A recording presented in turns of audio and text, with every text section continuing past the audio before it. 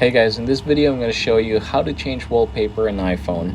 Now the first thing that we are going to do in order to change our wallpaper is by heading over to the photos here and basically select any photos that you want to use. Now this is what I want to use. Say for example, I'm going to head over and click this icon right here, and then what you can do is scroll down here and you should be able to see where it says use as wallpaper. So click that one, and what it's gonna do is basically try to reposition how it looks from your screen. Now if, say for example, you're gonna go ahead and swipe it to the right, you should be able to see here different effects.